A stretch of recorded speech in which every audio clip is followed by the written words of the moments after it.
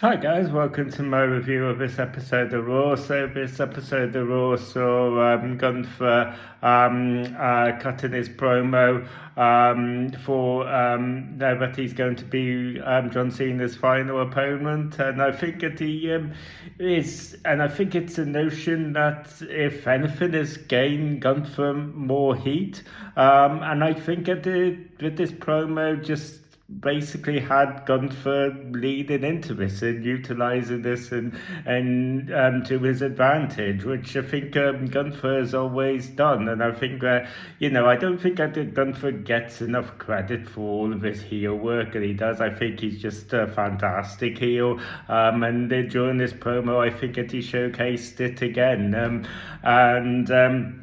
Yeah, we also had a match here between Io Sky and Kairi Sane.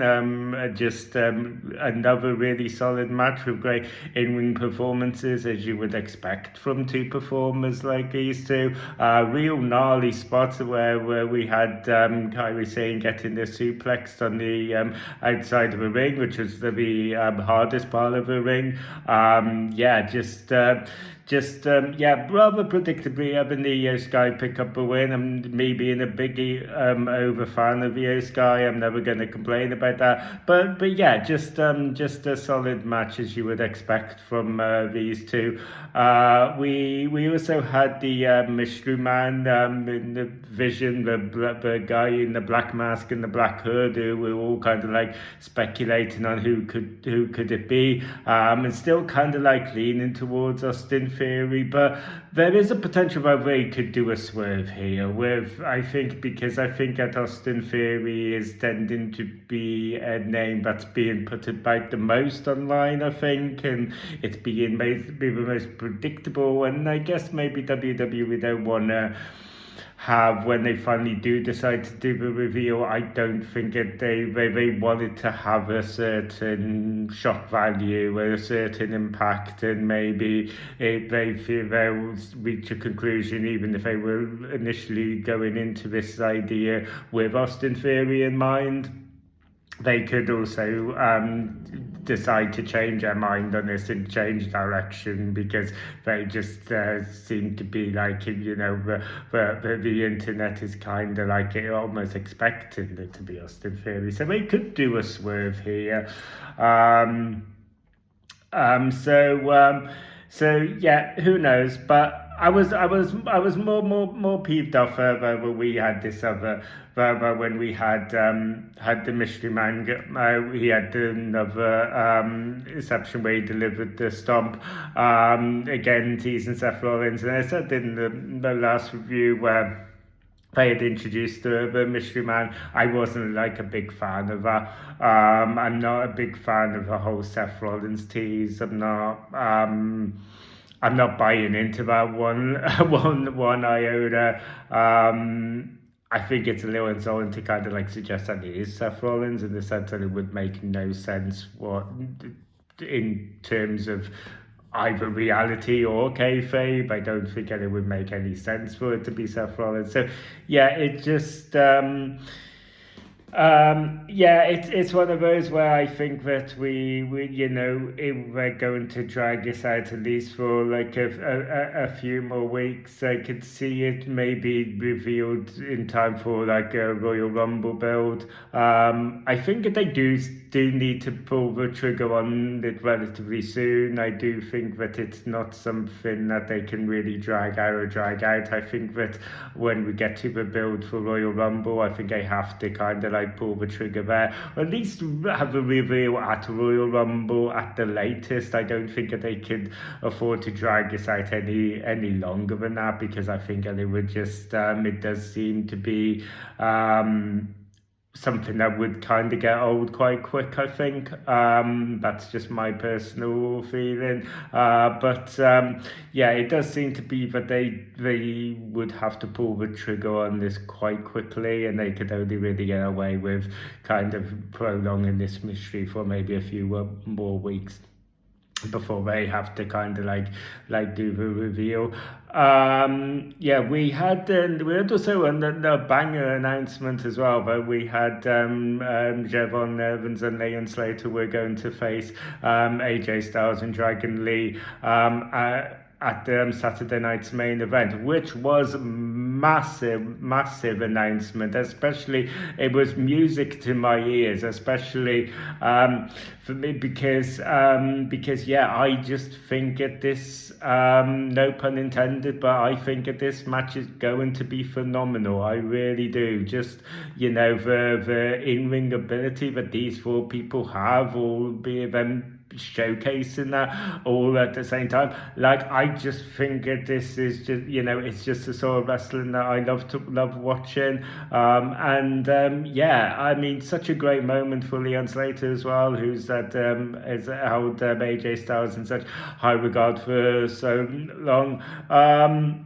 Yeah, just an absolute beautiful moment and a beautiful announcement, and yeah, absolutely fantastic. So yeah, talking about AJ Styles and Dragon Lee, they had a match here also against the War Raiders. Well, there was never a doubt in my mind that the AJ Styles and Dragon Lee were going to pick up a win here. There was one spot in this where it really had me questioning it, where they had really got me. Where they had Ivar deliver a moonsault onto Dragon Lee off the top rope, and he makes a pin, and no one's in sight. And I was like, hang on a minute, wait a minute, no, like where's AJ Styles to make the save?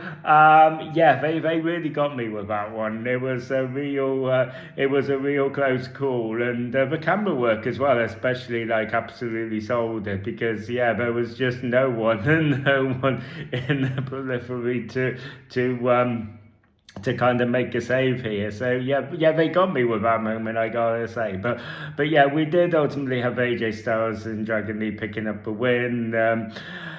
Yeah, talking of the tag team divisions, another real big pop here. We had the Usos reunite as well. So I don't know what this means for Jey Uso. We had obviously in Crash Out earlier on, and I don't know if this is a sign that they're just abandoning that. I don't know.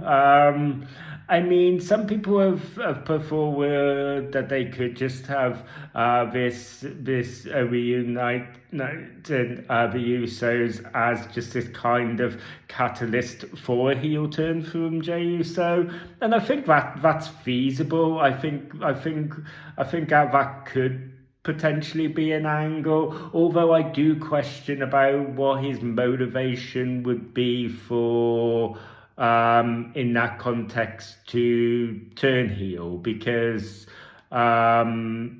yeah, it's sort of like the appeal for the Usos reuniting and going after the tag titles after Jey Uso's failed attempts for a singles glory. That angle kind of makes sense, but yeah, him reuniting with Jimmy for the Usos and them going after the tag team titles and then him turning heel on Jimmy, I kind of think, well, what's the play there? What's the end game? So yeah, I'm not convinced by that. I'm never convinced that we're going to see a full-blown heel turn from Jey Uso anyway. I think it is just too much of too over with the crowd, too much of a merch seller for them to really kind of do that. I think we can still see heelish things from Jey Uso. I think we could see him continue to still have a bit of an edge, like they have done with Cody Rhodes' character, but a full-blown heel turn.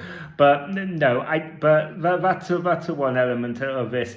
But the thing that I really want to focus on, the thing about this that made me really happy, was it seemed to be that finally WWE were caring about the tag team division again, that they were kind of reigniting the tag team team divisions. We had the New Day inserted into this picture as well, who I think also are just not utilised at all. And it seemed to be that finally these were indications that they were finally breathing new life and reigniting the tag team division again. And I am all for that. That is something that we have just been praying for I can't God knows how long. Probably predates it going over to Netflix. It certainly seems to be like for a long while, but the tag team division on Raw has just been totally stagnant. So yeah, it just felt really good that they were reigniting this. Yeah, finally, for once I can finally say I can watch an episode of Raw, and it made me optimistic for the tag team division and the future of that. So which is a real novelty, because it seems to be that was one of the things that has been a real constant weak spot of Raw, where the tag team division just hasn't been utilised at all. So yeah, that was my main takeaway from that, and that was the main thing that made me really happy. We had Nikki Bella come out to demand her rematch against Stephanie Valkyrie. Fortunately, thank you, Raquel Rodriguez came out and kind of squashed Nikki Bella for this and inserted herself into that picture, which was just I think we can all be thankful for. I don't mean that disparagingly to Nikki Bella, but I just don't think that there was a real appetite for a rematch here. Whereas I think Raquel Rodriguez is a more promising proposition there. I do think that they use this as a bit of a catalyst for this like backstage segment with the Judgment Day, where we saw a bit more of a spice with the Judgment Day, what I found really intriguing. We had Liv Morgan approach Raquel Rodriguez in this backstage segment following her attack on Nikki Bella and going, you know, what the hell was that? I'm just surprised you didn't say anything. And Raquel Rodriguez saying, well, I didn't expect to think we needed to run things past you. Then we had Raquel Rodriguez go off and Liv Morgan give that longing look after that little glare, and then we had basically completely changed and be nice as pie to Roxanne Perez and put that seed in her mind about them being the tag team champions. You know, all really spicy stuff. I liked it. I did really like it. It's not playing out how I anticipated it would play out when Liv Morgan returned, but I'm all here for it. I thought that it was intriguing. I'll be interested to see how all of this plays out. But yeah, really like that spice with the Judgment Day. So we basically had we had another moment here where John Cena was talking about. Obviously, we've had these little interview bits on Raw and SmackDown where, you know, they're tying in with his farewell tour, where he's been, you know, reflecting on moments of his career in these interviews. Here he was talking about the "You Can't Wrestle" chant, and that was really interesting. That was a really interesting side where he basically was saying how he was able to take those chants and those criticisms and really use it to kind of like develop himself, and it kind of makes sense, because I think looking back on it, it was kind of around the time when all of those chants came out that he started to do all of those wacky kind of moves. So it does kind of make sense, and it seemed to be like something that where he really you know, took those criticisms and took those chants and really channeled it into something really positive, and kudos to him for doing that. So yeah, that was a really interesting little segment. And then we basically had the finale, which just for me personally transported me back to maybe the summer, where we basically had it seemed to be every episode of Raw was ending with Vision beating down LA Knight or Jey Uso or CM Punk, or alternating between in the three. It always ended up with a Vision kind of beatdown, and this was no different. We had the Vision beating down LA Knight here. Later he would get like absolutely destroyed. We had Bron Breakker delivering another real fire promo here, and yeah, just got some really heat, really good on the mic, really good on the mic. Yeah, it got a real big chuckle out of me about him commenting on CM Punk and saying how he was kind of like felt to be really kind of self-righteous and sanctimonious, claims that he had never taken drugs or taken a sip of alcohol, and here he is looking like the biggest crackhead. And I just made me really chuckle, as hollow as it all was. It just made me chuckle. So yeah, just some real great mic work and great heel work from Bron Breakker. He said that he was going to take CM Punk's title and then take his wife. Only a Steiner could maybe get away with such a thing. Just real fire heel work from Bron Breakker. Real good mic work. Another fire promo, and I do think that he is one of the future prospects. I think they are going to strap a rocket to this guy in 2026. I really do. And yeah, I'm all here for it. So yeah, basically, so we ended up with this episode with LA Knight just absolutely getting destroyed in the parking lot by the Vision. And we had Bronson Reed delivering the tsunami to LA Knight on top of a car. I think the tsunami and the effectiveness has been kind of like watered down a bit. It's been kind of overused a bit too much for my liking.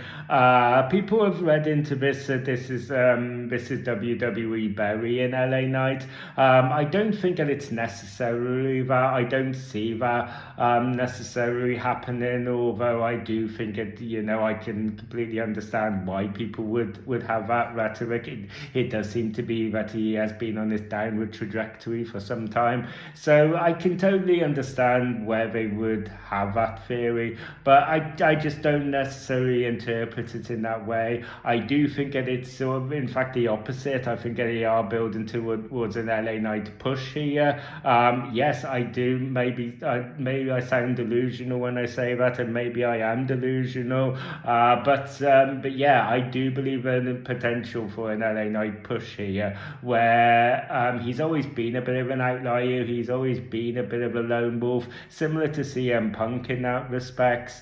And I do see them maybe kind of coming back stronger, forming an alliance, kind of pushing that lone wolf persona that they both have aside to just really, really go after the Vision and be like, we are going to kill you guys. I do think that that's a potential play here. Obviously, we'll have to see how it all plays out. But yeah, all in all, guys, I thought that this was an okay episode of Raw. Not great, not bad, just above average. The main two pops that I was most happy about was the reinvention of the tag team divisions, or the reignition of the tag team divisions, as well as the announcement of Javon Evans and Leon Slater taking on Dragon Lee and AJ Styles at Saturday night's main event. Those were my main two favorite bits from this episode of Raw, and yeah, they're going to be my main two takeaways. So yeah, let me know down in the comment section about what your thoughts are on this episode of Raw. So yeah, thank you guys for taking the time to watch this video. If you enjoyed this video and want to see more, don't forget to ring a bell for notifications. Don't forget to like and subscribe, and yeah, until next time, I will see you guys on the next video. You guys take care.